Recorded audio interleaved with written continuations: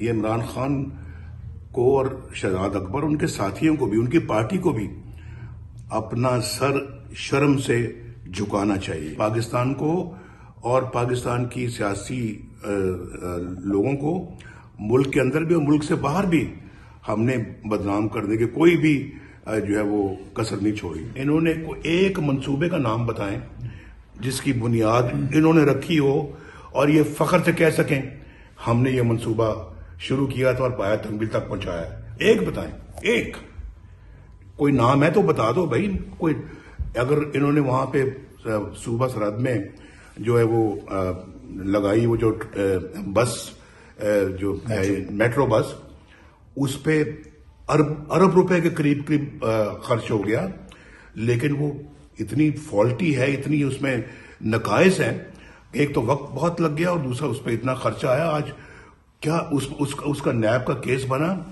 جو ختم کرا دیا گیا، جو غالباً اس پہ آگے چلنے نہیں دیا گیا اس کو۔